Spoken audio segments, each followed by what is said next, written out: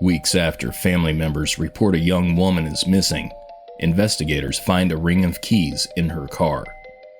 One key has seemingly random numbers and letters stamped on it.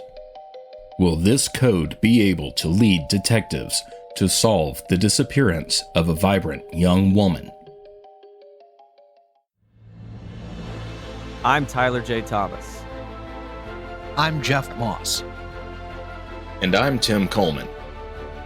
Together, we will explore and discuss these events from the perspective of over 30 years of combined locksmith and door hardware experience.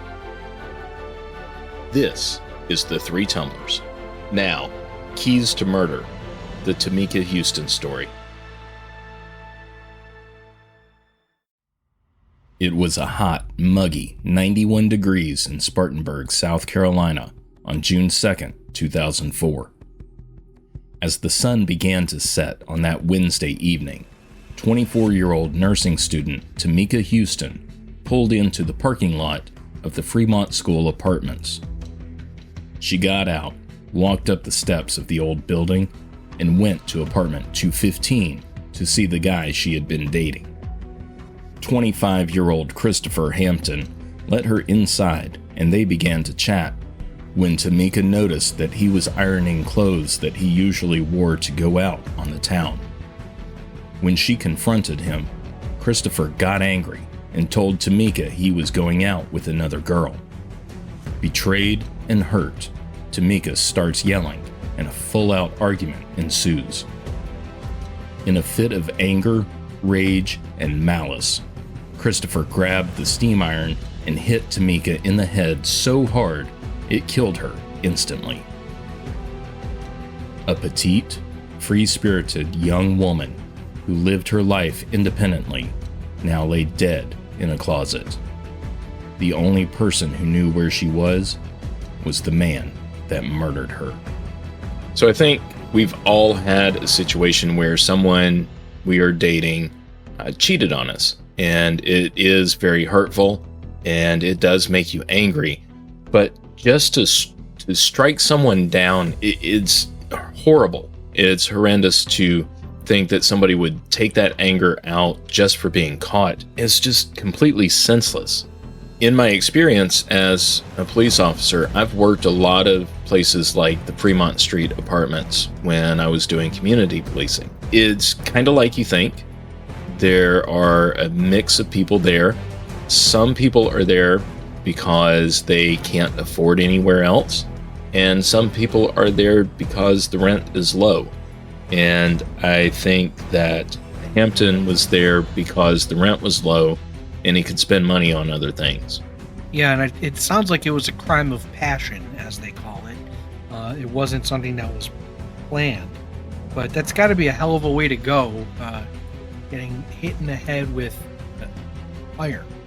But definitely sounds like, like you said, low income. It was a school that was converted into apartments. I know they've had some buildings here that were called, such and such classroom apartments. I don't think many of them exist anymore, but, it was probably a subsidized type building, maybe not to the level of housing projects, but something, people who didn't have a lot of money rent a room.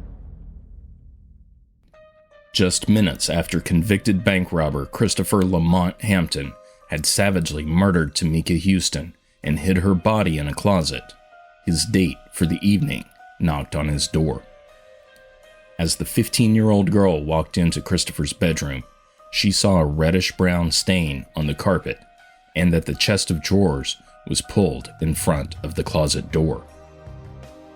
After the girl left, Hampton borrowed a friend's car and went to a local Walmart where he purchased a shovel, then drove back to his apartment and moved Tamika's body. He drove to a wooded area near an industrial park in the nearby town of Duncan, where he buried her in a shallow grave off of Tiger River Drive.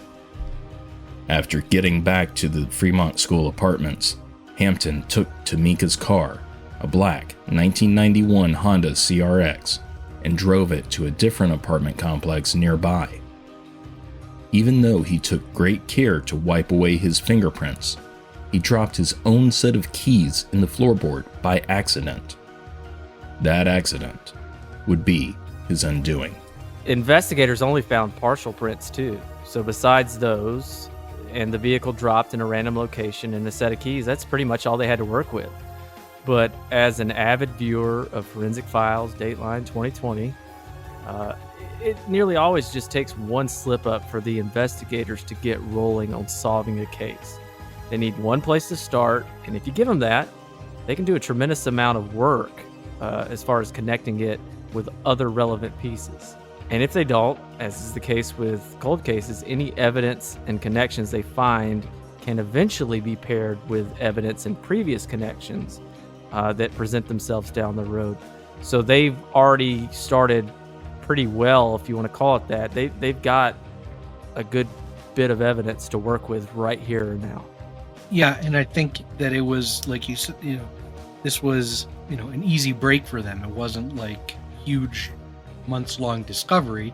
The guy left something that was easy to figure out who it was. It wasn't, didn't put his name on the keys, but he did something stupid. They caught a break, and it was able to help speed their investigation along. It wasn't like, they cracked a big case to do this.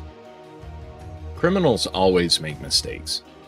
They leave behind partial prints, they leave behind palm prints, they leave all sorts of trace evidence, or they put the mask on after they walk into the store to rob it. Whatever the mistake may be, it seems really minor then, but it does lead to their undoing. And people who think that, it's suspicious that there was only one tiny partial fingerprint in this car, in Tamika's car, it's actually more common than what you might think. And unless if you are in a place, in a vehicle, in a building very often, you're not going to leave a good full fingerprint as we think of it, like we see on television. What we see on television just isn't real. Even documentary shows will say a lot of times this is a partial print. Keys, as we're about to hear, were the biggest clue that investigators got. Partial print didn't really matter, didn't give them that much to go on. Tamika Antoinette Huston was a very independent woman, according to her friends and family. After spending an entire day in line for an audition on American Idol, she realized how hard it was to break into the music industry, which had been a passion of hers since childhood. The Washington, D.C. native had moved to Spartanburg on her own and made the decision to become a nurse. In order to pay tuition for nursing school, the 4-foot, 11-inch tall woman with an infectious smile worked as a waitress at a local Cracker Barrel restaurant. Tamika's life was not without struggles, however. Her relationship with ex-boyfriend Terrence Moss had turned violent one night when, during an argument, he punched her. According to Moss, he immediately asked for her forgiveness and moved out. Tamika filed assault charges against Moss and was due to go to court just 2 weeks after she was killed. Living alone, Tamika was able to experience the independence and love of life she was known for. This included caring for her pit bull, Macy. The dog was the true love of her life and was expecting puppies soon. On June 14th, Rebecca Howard, Tamika's aunt, was becoming increasingly concerned after not hearing from her niece in almost 2 weeks. She called the Spartanburg Department of Public Safety from her home in Florida and asked that they go and check on Tamika. When police officers arrived, they found that Tamika's car was gone and all the doors were shut and locked. However, they were able to make entry through an unlocked window. Inside, they found Macy on the verge of starvation and only one newborn puppy still alive. Upon learning that Tamika would never abandon her beloved dog, police knew that something had happened to her. They sent out an alert for police agencies to be on the lookout for Tamika's car, and Rebecca Howard and Tamika's parents all came to Spartanburg to help in the search. In the week after Tamika was reported missing, friends and family handed out and posted flyers with her picture and description all over the city of Spartanburg and the surrounding areas. On June 20th, a resident of the Luvenia D. Barksdale apartments called investigators and told them that a black Honda CRX had been parked in the same space for nearly 3 weeks. When investigators arrived, they immediately confirmed the car belonged to Tamika Huston. In the front passenger's floorboard, they found a ring of keys. One of the keys had been stamped with the code AA14. In 2004, when this happened, texting was a thing, but it wasn't as commonplace as it was 10 years later, or even now 20 years later. So the constant communications that we have today, back then, just didn't really exist. And I can say that I live by myself and I am very independent, and it's good to have a friend or family member who would notice that you're missing. I don't live near any of my family members, and basically you guys, Jeff and Tyler, are the two who would probably first notice if something did happen to me. Hopefully the people I work with as well. So for Tamika's aunt to realize that something was amiss, that set this whole case in motion. I don't think anybody around would have noticed that she was gone. Yeah, and we're in the age of the instant communication, and we can remember when people had pagers, I'm sure, and payphones and things like that, where you had to make an effort to call somebody and check in and things like that. But I think this car is another big break that was sort of put in their lap, that just was sitting there for 3 weeks. I think most people would notice a car a lot sooner than 3 weeks, something being out of place. We've had cars sit in the parking lot at our shop for a while. They tow them in short order, so something sitting for 3 weeks would probably not happen. So from my standpoint, it's like, why didn't somebody say something sooner? Car's going to probably start to get flat tires or something sooner than 3 weeks. I don't know. If somebody had never seen that car there before, you would think that they would say something. Yeah, I can appreciate the concerned citizen or those that are paying attention to the local news as far as seeing what's going on and maybe figuring out, hey, something may be amiss around me. Let me pay attention. And if I do say something, let me say something. I normally would have not ever have been this kind of person. But now as I'm getting older, I am watching the local news every day. And when something happens in or around my town, my ears kind of perk up and I'm like, okay, let me be on the lookout. So, I mean, it's awesome that, number one, the community is paying attention and willing to help. And then, number two, that they are willing to help local investigators solve this crime. But at the end of the day, her family, her friends need some sort of conclusion to this. They need to find out what happened to her, and whoever did whatever happened to her needs to be brought to justice. With only the ring of keys and a partial fingerprint as clues, detectives with the Spartanburg Department of Public Safety didn't have much to go on. After finding no matches to the partial print and APHIS, cops started trying to track down the keys. On the ring were 2 keys to a 1980s model Ford vehicle, 2 keys that are common for file cabinets, utility panels, and lockboxes, and one of the most common residential keys in the United States, the Schlage SC1. Schlage keys are used throughout the country for both residential and commercial applications. The design has been around for decades and was out of patent long ago, allowing other manufacturers to use the key specifications in cheaper locks. But cops aren't locksmiths, and if they were, they would know that this key could go to almost any lock in the area. When detectives find that the key won't even go into the locks on Tamika's house, they know they have a clue in their hands. While there is no name or phone number on the key, the stamped AA14 is the next clue in their investigation. There are over a dozen locksmith shops in the Spartanburg area, and even more locksmiths who are mobile only, meaning they work out of their van and only meet customers at the job site.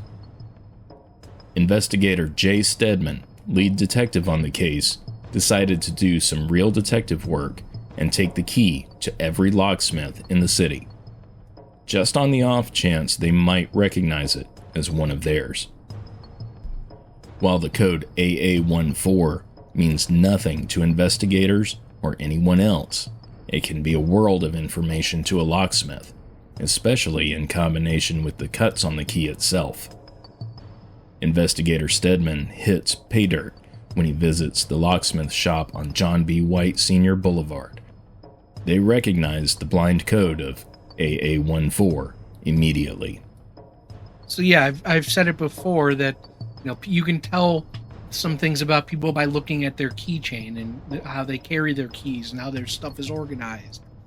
People have goofy keychains with sayings on them or places that they've been on trips. It's all sort of part of operational security. I feel like people that, if their keys are disorganized, then they're probably disorganized. If the keys are in order and nice and tidy, that the rest of their life is kind of that way. A key stamped AA14 could be any of 1,000 different things. And if you were, being that it's a super common keyway, that would take some narrowing down. If after you work on systems for a while, you could probably figure out the pattern of the bidding, try to determine the master key and search through your systems like that. It wouldn't take 5 minutes, but it could probably take a day and we could figure it out. If it's a weird keyway, it's going to be a lot easier. So 2 things. Jay Stedman was a brilliant investigator because the things that are marked or stamped on keys are inconsequential to 99% of the people out there. But they can reveal a lot of information, and I won't bore you with the details. So kudos to him for thinking, hey, this was probably made by a locksmith. Let me seek them out and see if they can reveal a little bit more than just a key stamped AA14. What's impressive here, though, is that as standard as it may be, the locksmith knew that it belonged to him or her. And as Tim hinted in the narration, if I've got something stamped AA14 and I decode it, the chances that AA14 would correspond to a particular cut are just astronomical. It'd be like winning the lottery.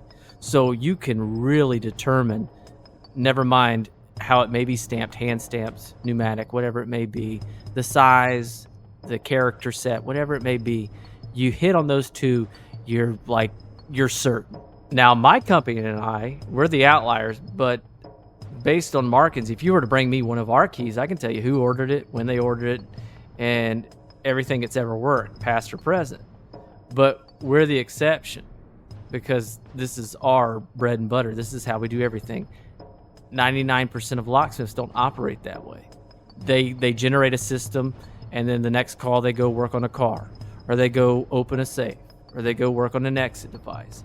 Whereas I and my company, we're only paying attention to master key systems, things like that. But again, I mean, what Tim hinted at in this narration, that a locksmith recognized it and then compared it to what they had on record, it's just like lightning striking twice. And it's just the most positive confirmation you could possibly get. And I just cannot believe that Jay had the foresight to seek out locksmiths and then, number one, find one that did it. They just got so lucky here. But that's how this case has been so far. They've caught in break after break after break. This is the second break so far. For some of our listeners, that are not locksmiths, that don't know some of the terminology that we're talking about, a blind code is something that we stamp on a key. It's AA14. It could be BK23. It could be whatever letter number combination. And the reason why we do that is so that if somebody drops their key or sets their keys out, no one person who is completely unfamiliar with that individual can look at their keys and say, oh, this is a master key to the whole building, or this goes to apartment 215. It's the same reason why we don't stamp the word master on keys. Because if you drop that key, if you misplace your keys, say just outside the building that you work in, and somebody comes along and picks up your ring of keys and sees, oh, this one's stamped master, and then they go try it in the door and, well, by golly, it opens every door in the place, then you're in real trouble. So we stamp them with a code that doesn't mean anything to a random person, but it does mean a lot to us. Also, the specifications for the key that are set by the manufacturer, basically what that refers to are the cuts in the key, the ups and downs, peaks and valleys, however you refer to them. Those all mean something to us, and they are within thousandths of an inch of each other, and that distance between each other can tell us as locksmiths exactly what that key is supposed to be coded to. It's basically our way of decoding a key. So there's a lot of information for us out there. Basically, these keys are like Rosetta Stones to us. And we can figure out a lot once we have that. To the friends and family of Tamika Huston, as well as members of the public, not much progress is visible. That's because investigators have to withhold certain details of the crime in order to protect the integrity of a case, preventing the perp from getting out of the charge in court, despite all evidence to the contrary. Tamika's aunt, Rebecca Howard, has struggled to keep the media's attention on her disappearance. 3 months after Tamika last spoke with family, Project Jason, an organization that provides support to families of missing persons, gets involved. On Saturday, February 19th, 2005, the Greenville News publishes the headline, "Foul Play Now Suspected in Disappearance." Captain Randy Hardy reveals only that forensic evidence was found a month prior that clearly shows Tamika simply did not walk away from her life. With the help of the locksmith who made the key, detectives were able to go to the Fremont School apartments. They tried the AA14 key in every single lock of the building on Magnolia Street.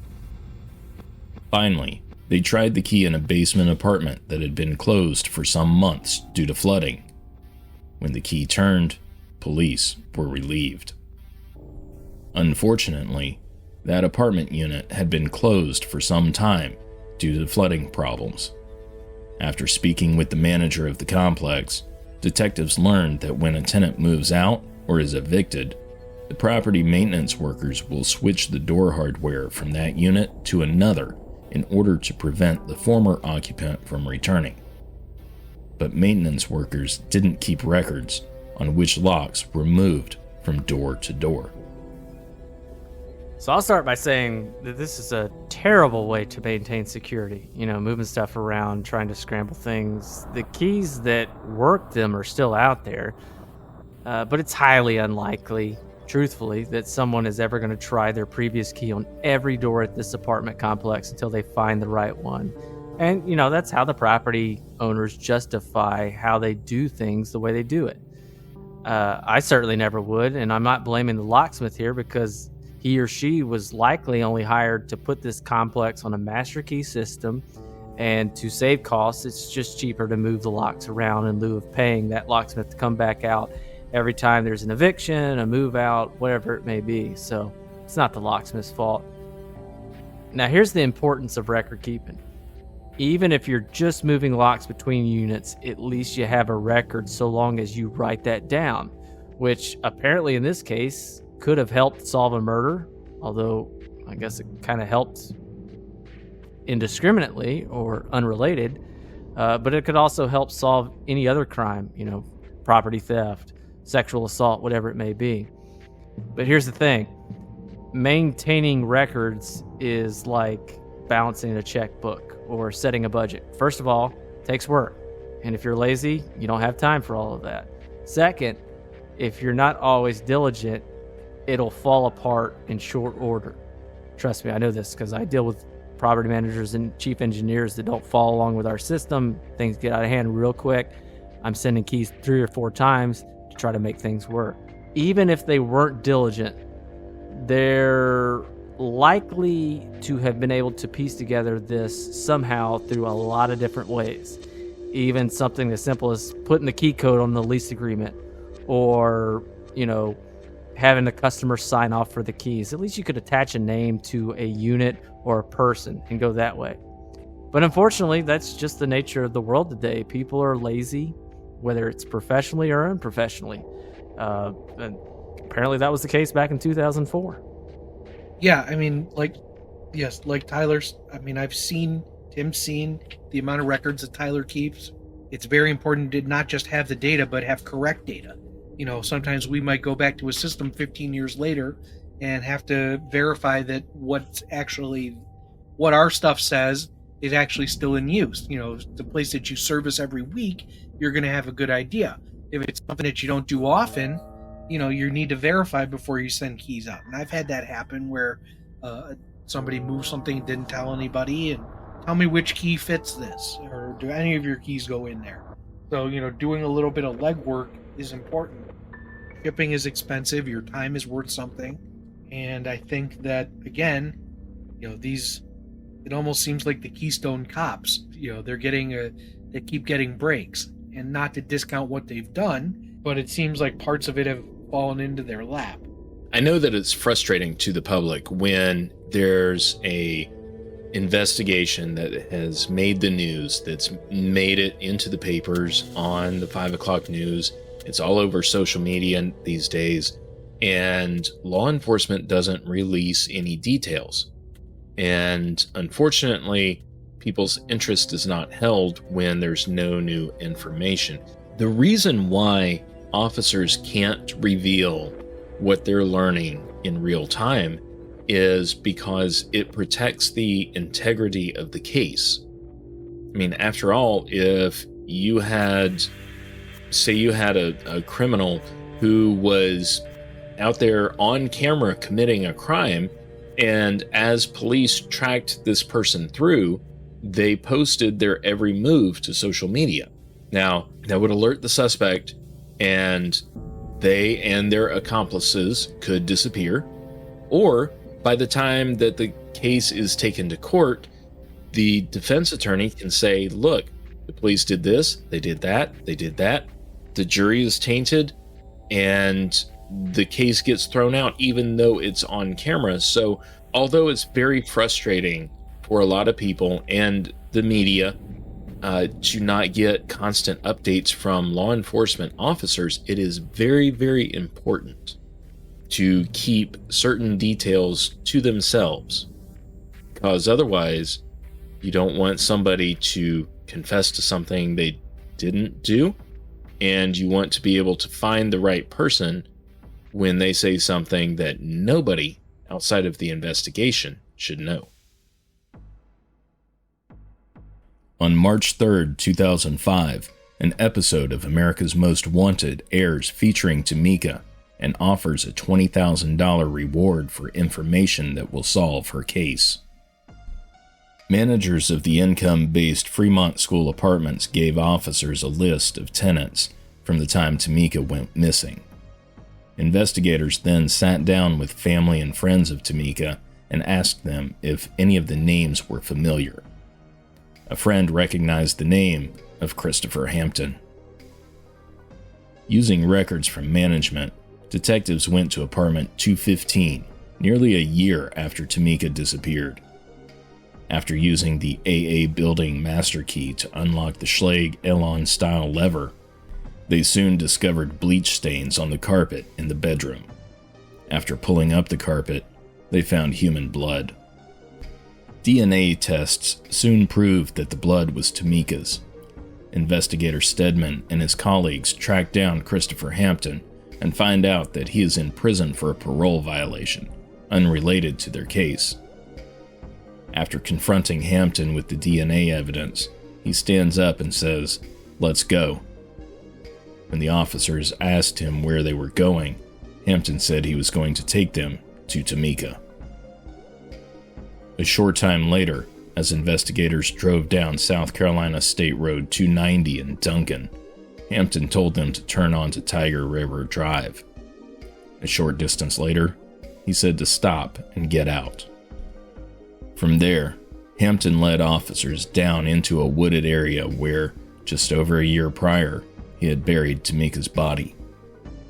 Hampton was so sure of the exact location because he had taken some large tree limbs and placed them over her shallow grave in the shape of a cross.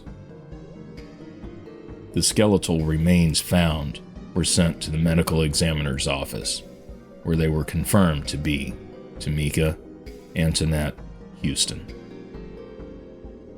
So yeah, it's pretty. I would say it's pretty rare that when somebody is arrested, that they just take you to where the crime happened and basically confess to it. You know, I'm not a lawyer, I'm not a police officer, but I'm guessing that doesn't happen too often. You know, so once again, this is falling in their lap. Somebody was able to identify the guy. Somebody, you know, they found that he was in jail, so he wasn't out on the street. They didn't have to chase him down. And he offered up easily to take them to where it happened. I mean, it's almost like he wanted to get caught. So, suspects who never confess normally are those with extreme narcissism. They don't believe that they did it, even if they are shown a video of them committing the crime.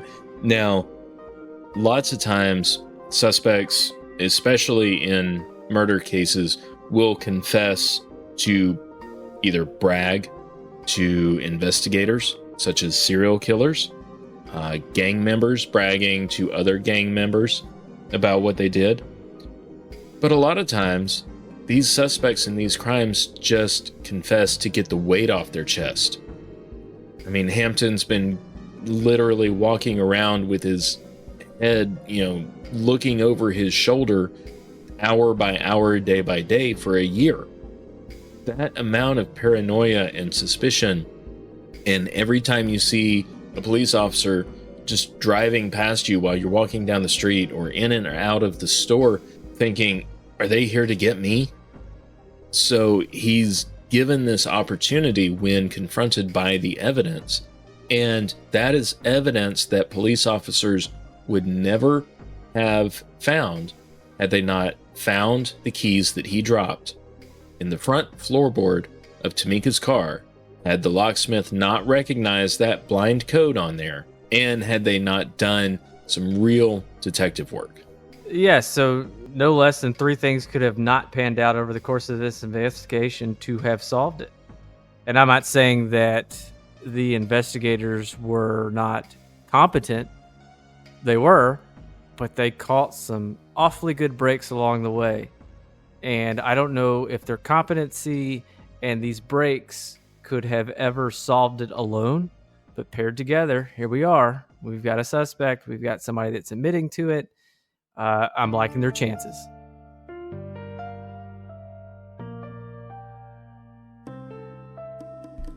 April 2006. In a Spartanburg County courtroom, 7th Circuit Solicitor Trey Gowdy had his opening arguments prepared as he awaited Judge John Feud to begin proceedings against Christopher Lamont Hampton.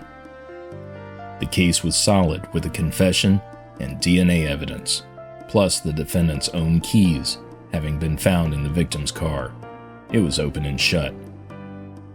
But before Gowdy had a chance to grace the courtroom with his passionate flair, Hampton's lawyer asked Judge Feud to change his client's plea to guilty. Hampton was sentenced to life in prison without the possibility of parole. Without the knowledge of a local locksmith recognizing their stamping of the code AA14, along with the cuts of the key, Tamika's disappearance might have never been solved. WYFF reporter Chris Cato stated that the detectives on this case must have wanted to give that locksmith a big kiss when he told them he recognized that key.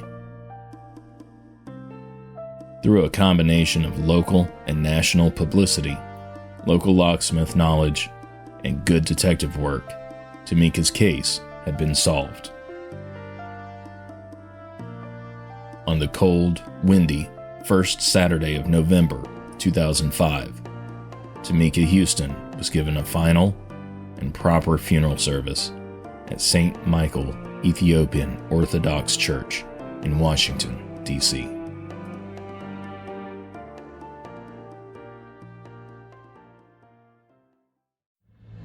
Executive producer is Tyler J. Thomas. Technical producer is Jeff Moss. Writer and editor is Tim Coleman. For source material, see our website, threetumblers.com. Get this episode and others wherever you get your podcasts. This has been a Three Tumblers production. Copyright 2024, all rights reserved.